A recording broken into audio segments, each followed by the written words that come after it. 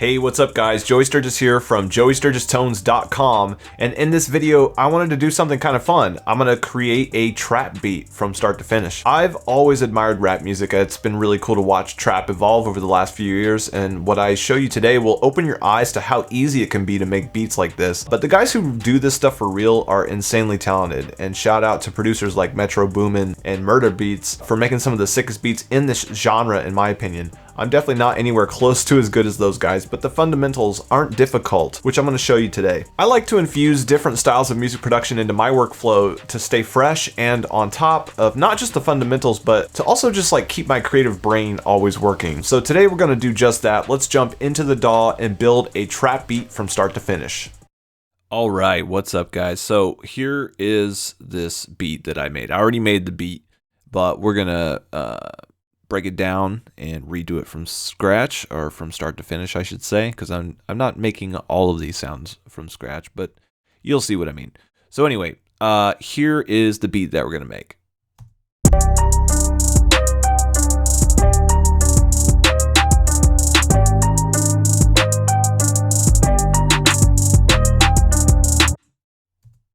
Pretty cool. So it's really basic. I mean, there's not a lot of elements here. We've got a melody, we've got a kick and a snare, got a little hi-hat, and some 808s and some sub bass here. So I'm going to show you basically step by step exactly how I made this. Now, shout out to Cymatics, because I am using the 7-day beat challenge pack from cymatics, which is free for download. I think it was available on their YouTube channel. And I'm just using a couple things from here. So essentially, when you want to make a beat like this, you really just kind of can start with something like this. And cymatics is such a great, resource for this kind of stuff. This is exactly what they do. They make loops, they make beats and samples and all kinds of things like that. And so it's just a great starting point, really. So all I really did is unzipped it and I went through the melodies to see which one did I like. So I started with the melody first. Let's check out what we got here.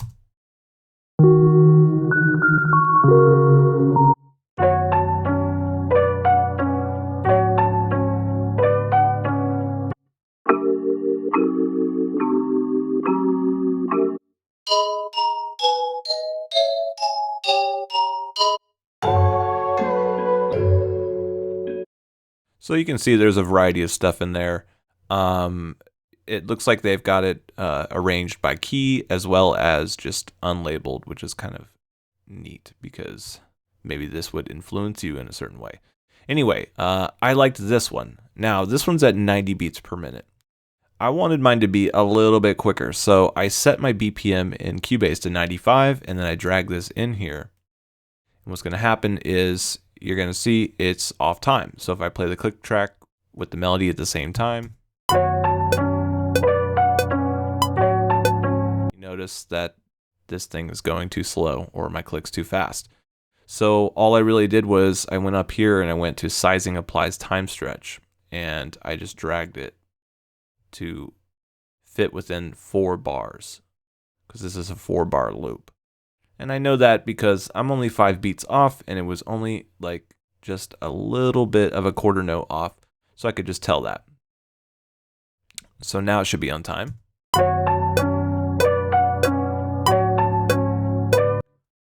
And another trick that you should know about is there's different ways to time stretch audio, and this is where you can set the algorithm. So there's a standard algorithm and elastique.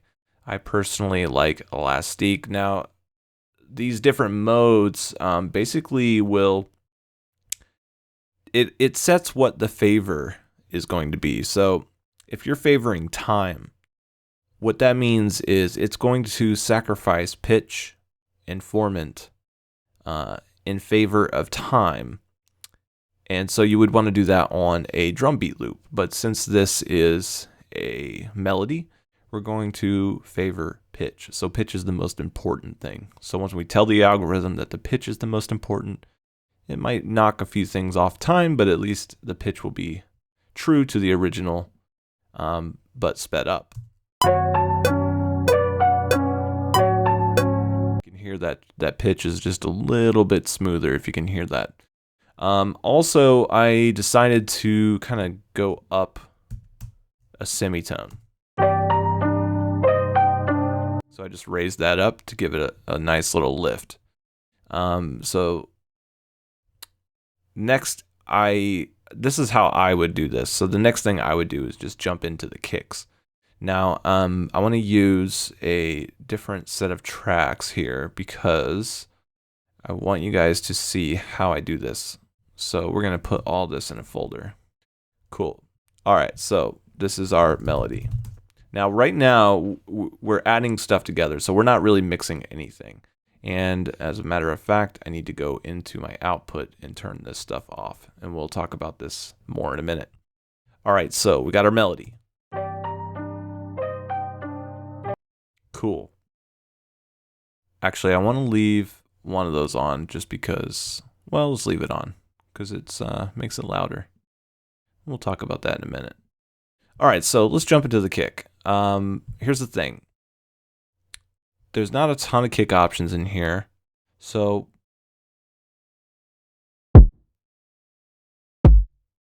I'm just going to use the first one. Now, the thing is, this is in C. So this kick is a C and the loop is in B, but we bumped the loop up one semitone, so now it is a C. So it actually matches the kick, which is cool. So the way I would do this, I'm going to do this in like more of a halftime kind of thing. So I loaded my kick and I'm going to go ahead and grab a snare.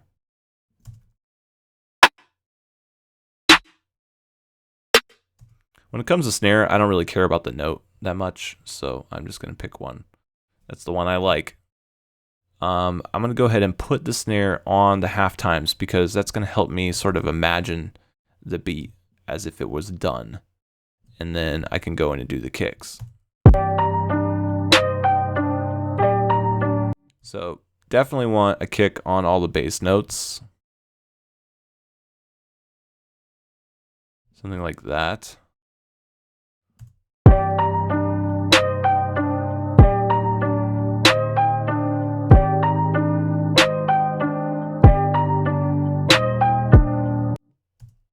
Pretty basic. Next, what we're going to do is jazz up the kick some more. So I'm in 16th notes. I like to do that because in trap, it's cool to put little kind of bursts of fast hits together and then leave big long pauses. That's what I like to do, at least. So we're getting like a little bit of a groove right there. Another thing that you can do is if you're using a kick sample that goes longer than your snare and you're using drag and drop audio samples, what you can do to tighten up your mix a little bit is to actually cut that low end off right when the snare hits. And it's not something that would happen normally in like a drum sampler. So this is a really interesting way to work with beats like this because you can basically optimize them in ways that wouldn't happen naturally. So for example, you can see the double kick hit there. I actually cut off that first kick hit so that if there was any low end still happening, that's cut off and the new kick hit starts. That actually cleans up your mix a ton, especially when you're doing stuff like this. And if you're going to go like, let's say, you were going to take a kick hit and you were going to do a sort of a roll with it or something, like 30-second notes. If you were doing it on like an MPC, you would end up with these little pockets where low end builds up. Actually, what would happen is, depending on how long the source sample is, you'd have situations like this where the low end is stacking. So by the time you get to like the third hit, you've got 2 layers of low end on top of another layer of low end. So when you're doing like rolls and things, you can keep it chopped off so that the low end is essentially restarting like that. Now, you might also hear the little clicking noises. That's because what's happening is the waveform is not going all the way back down to 0. We call that the DC offset. And there's really not a way around that other than either using fades or chopping stuff. So if you want to do the clean way, what you would do is you would chop off all these at the DC offset. There's a little button here called Snap to Zero Crossing, which you can use in Cubase. What that'll do is you can see how I want to make a cut here, but it's making me make the cut here because that's zero crossing. So if I went ahead and did that on all these hits, what should happen is the clicking or the clipping sound should go away.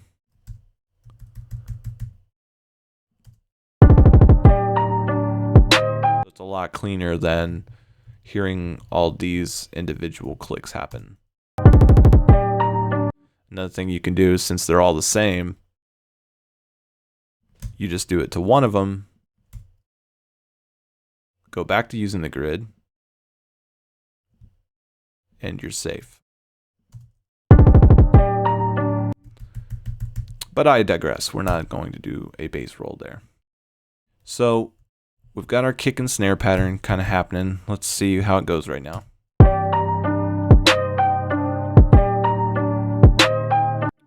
I'm hearing like a offbeat thing right here. That would be cool.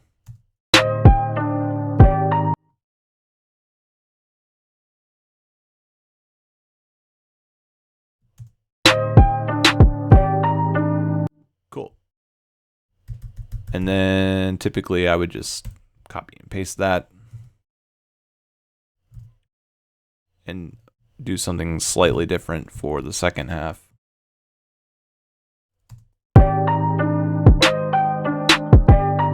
Whoops, a little off time there.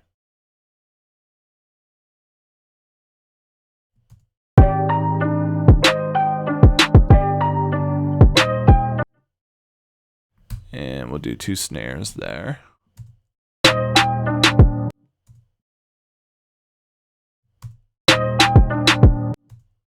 Cool. Now we need hi-hat loop. So let's go back to our folder here. Let's see what we got.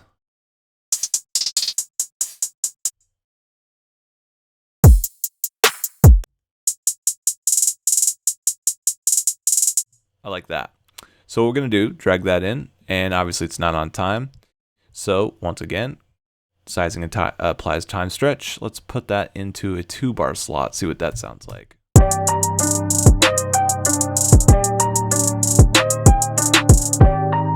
Cool. Repeat that twice.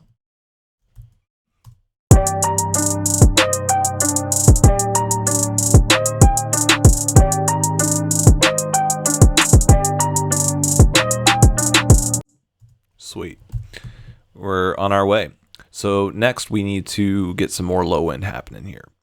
I'm going to use my own plugin, Sub Destroyer. Shameless plug, whatever. It works. It's awesome. That's why I made it. And I think this starts on, let's see, I think it starts on C.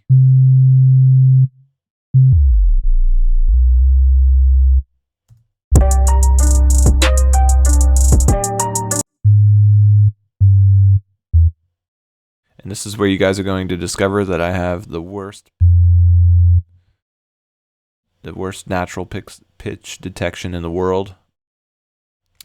But even a guy like me can make records.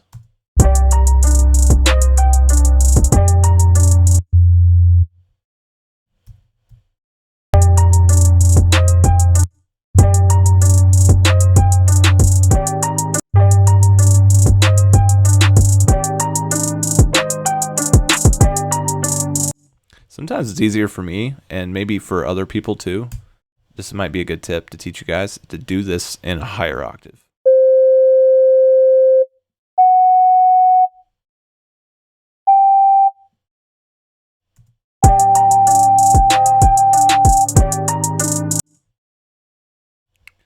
And what I'm going to do now, just to save us the hassle, I'm just going to grab the one that I already figured out. you get the idea of how to do it yourself. I'm just matching the loop. The loop has a bass line in it. So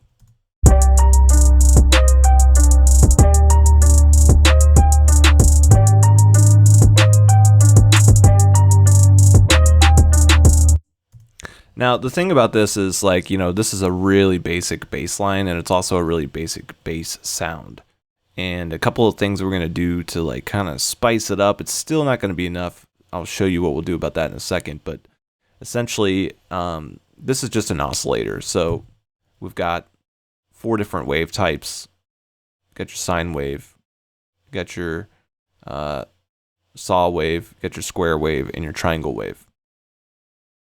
They all have different sounds. So, for example, that's your sine, that's your saw, that's your square, and that's your triangle. Basically, these are all different levels of harmonic saturation. So, like, the square wave just has tons of harmonics. The way you can tell this is you can look at a frequency spectrum analyzer. You can see what's happening above 1000 hertz. Take a look.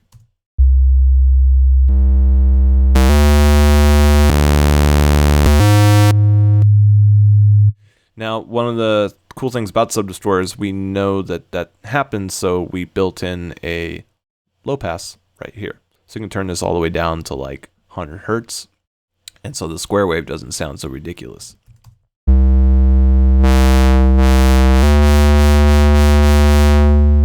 So like if you're using this for a bass tone, you would just keep that all the way down. Another cool thing here is we have the output section. So there's a drive and a harmonic enhancement. So by using these two things together, you can essentially create all kinds of different little bass tones.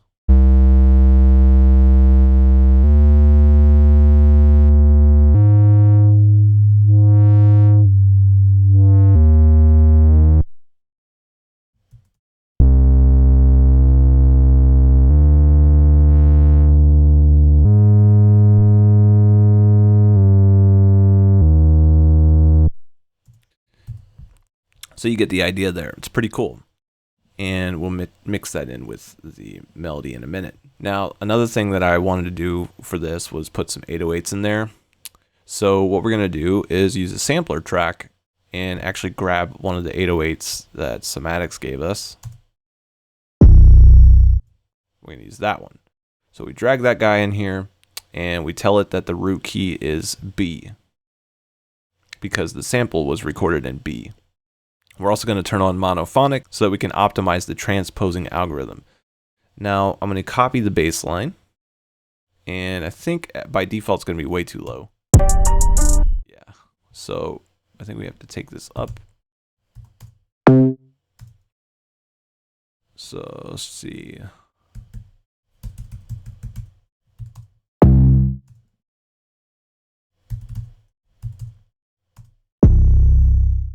Cool. Now for the 808s, what I like to do is actually put in a low pass on there. Just get rid of some of the noisy stuff. Yeah, there we go. Sounds better. And combine that with the bass line. Now for the bass, I am going to back off some of those effects. It's a little crazy. Show you how to use it.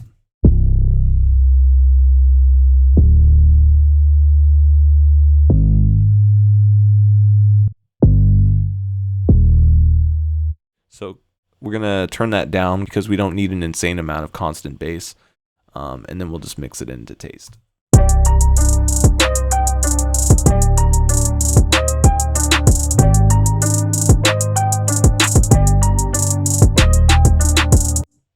Cool. So this is where we would get into some mixing stuff. Like how can we actually improve the mix a little more? So I think the kick could use quite a bit more attack or like maybe more punch. So the way I'm going to do that is I'm actually going to go in and grab this DF Trans plugin from DrumForge and use the attack knob. That's going to make my kick punch more.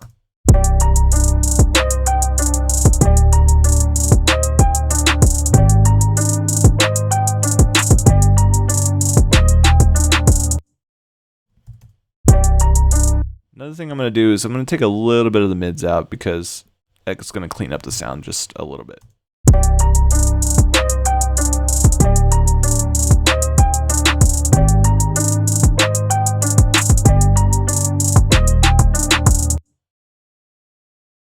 And a little tiny high boost.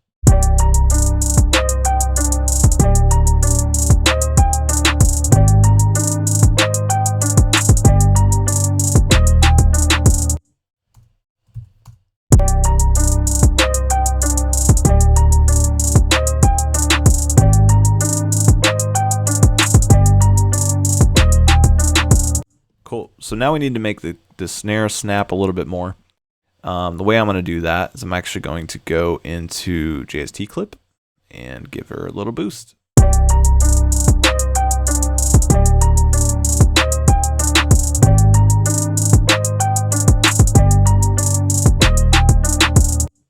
Now the whole time we've been doing this, we've been mixing into a chain here on the output. So if I actually turn that off, you'll hear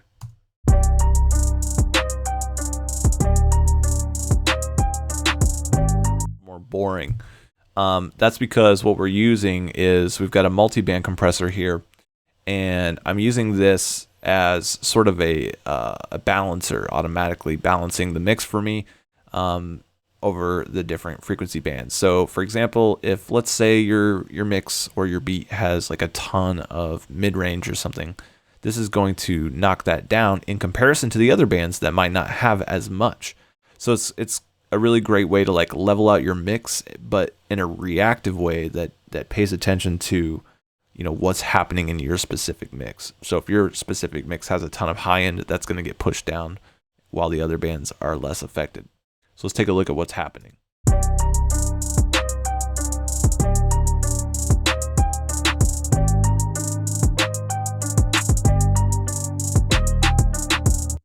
A lot of low end information that's getting kind of tightened up there. That's a good thing. The next thing that we've got on there is we've got JST bus glue mix, and I'm just using the bold mode, and I've got about mid compression. Clipping is off, and I'm compensating on the output. So see what that sounds like.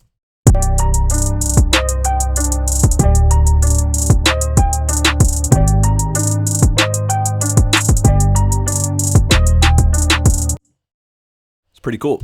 So if we wanted to get the melody a little wider, we could use side widener, which is another JST plugin.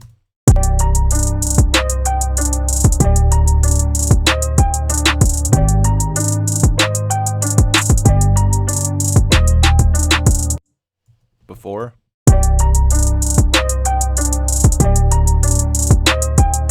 After.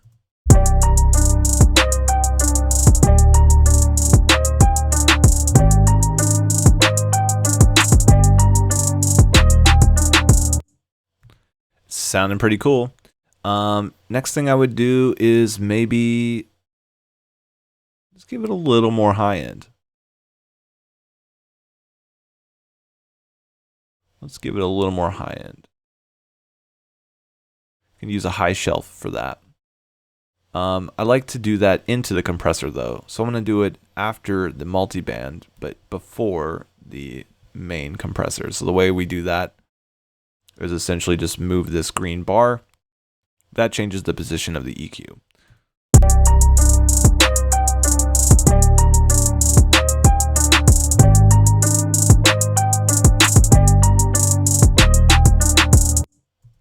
And that's how you would make a trap beat, and a little bit about how you would mix it. I think from here you would maybe just add in some more elements, really kind of switch up the beat some more, put some more energy and effort into the creativeness of it.